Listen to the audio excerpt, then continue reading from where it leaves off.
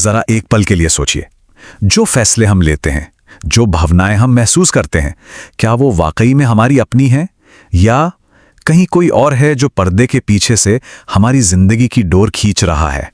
ये सवाल सुनने में थोड़ा अजीब लग सकता है, लेकिन आज हम इसी सवाल की गहराई में जाने वाले हैं।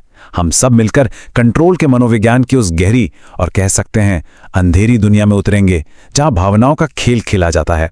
ये जो चौंकाने वाला विचार है, ये निकोलो माकियावेली के उन सिद्धांतों पर आधारित हैं जो आज से लगभग 500 साल पहले लिखे गए थे। और जानते हैं हैरानी की बात क्या है? ये सिद्धांत आज भी हमारे रिश्तों में पावर के खेल को कंट्रोल करते हैं। तो चलिए इस विषय की गहराई में उतरते हैं। देखिए, मैकियावेली ने भले ही राजनीति के बारे में लिखा था, लेकिन उनके कंट्रोल और प्रभाव के जो सिद्धांत हैं वो हमारे पर्सनल रिश्तों पर भी बड़ी खतरनाक सटीकता से लागू होते हैं। अच्छा, आगे बढ़ने से पहले एक बात बिल्कुल साफ कर देना जरूरी है। यहां जो भी बातें होंगी वो किसी को धोखा देने की गाइड नहीं है। नहीं, इसका मकसद है सिर्फ जागरूकता फैलाना, इस मनोवैज्ञानिक खेल को समझना, ताकि कोई इसका शिकार ना बन सके। तो हमारा पहला मुख्य विषय है धारणा का खेल, यानी परसेप्शन का गेम। ये इस आइडिया पर टिका है कि दूसरों की सोच को कंट्रोल करना ही उन्हें प्रभावित करने का पहला कदम होता है। इस सिद्धांत के मुताबिक हमारी भावनाएं सच से नहीं बल्कि इस बात से बनती हैं कि हम चीजों को देखते कैसे हैं।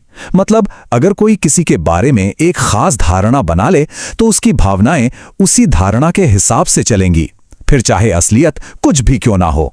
और दिलचस्प बात यह है कि किसी के लिए पूरी तरह से समझ में ना आना एक नशे की तरह हो सकता है। जब कोई रहस्यमयी और अनप्रिडिक्टेबल बना रहता है तो यह दूसरे इंसान में उसे और ज्यादा जानने की इच्छा जगाता है, और यहीं से एक मनोवैज्ञानिक खोज शुरू हो जाती है। अब आता है हमारा दूसरा विषय, इमोशनल डिपेंडेंसी, यानी भावनात्मक निर्भरता।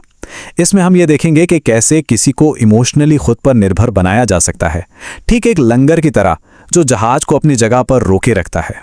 यहां एक बड़ा दिलचस्प मनोविज्ञान काम करता है। देखिए, एक जैसा व्यवहार बोरियत पैदा करता है, लेकिन कभी नजदीकी और कभी दूरी, कभी शांति तो कभी रोमांच का ये जो मिक्सचर है, ये किसी को मनोवैज्ञानिक तौर पर किसी दूसरे के लिए इररिप्लेसेबल बना सकता है।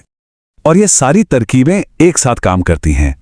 प्यार का कभी इजहार करना और कभी उसे रोक लेना, किसी की भावनाओं में उतार चढ़ाव पैदा करना, यह सब मिलकर किसी को दूसरे की दुनिया का सेंटर बना देता है। यहां मकसद आरामदायक बनना नहीं बल्कि यादगार बनना है।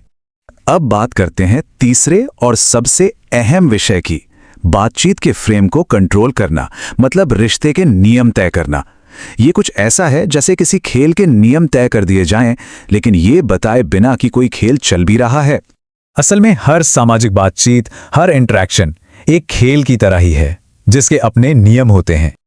और अगर हर बातचीत एक खेल है तो फिर सबसे बड़ा सवाल पता है क्या है? और यहीं पर सारी बात साफ हो जाती है। असली कंट्रोल हुक्म चलाने में नहीं है, नहीं, असली कंट्रोल तो उस माहौल को बनाने में है, उस फ्रेम को सेट करने में है। क्योंकि सीधी सी बात है, जो नियम बनाता है वही खेल का असली खिलाड़ी होता है। तो फ्रेम को कंट्रोल करने की कुछ रणनीतियां हैं, जैसे अपने समय पर पूरा कंट्रोल रखना, उकसाने पर भी एकदम शांत रहना, और एक ऐसी दुनिया बनाना जिसका हिस्सा हर कोई बनना चाहे। यह प्रभाव डालने का एक बहुत ही सटल तरीका है। तो इन सब बातों को जानने का फायदा क्या है? देखिए, हमारा मकसद इन तरीकों का इस्तेमाल करना नहीं बल्कि उन्हें समझना है, ताकि हम खुद को बचा सकें। एक बात हमेशा याद रखनी चाहिए, इन सिद्धांतों का गलत इस्तेमाल बहुत बहुत खतरनाक हो सकता है। ये भरोसे को हमेशा हमेशा के लिए तोड़ सकता है। तो इस पूरे विश्लेषण का मकसद बिल्कुल साफ है। ये जानकारी एक हथियार नहीं बल्कि एक ढाल है, ताकि कोई भी इन मनोवैज्ञानिक खेलों को पहचान सके और खुद को इनसे बचा सके। और अंत में सबसे जरूरी बात, असली ताकत दूसरों को कंट्रोल करने में नहीं बल्कि खुद को कंट्रोल करने में है। ये एक बहुत शक्तिशाली विचार है ना? जागरूकता ही इन मनोवैज्ञानिक खेलों से बचने का एकमात्र तरीका है।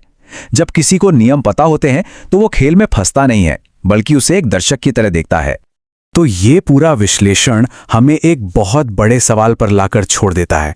जब खेल समझ में आ जाए तो अगली चाल क्या होनी चाहिए, इस पर सोचना तो बनता है।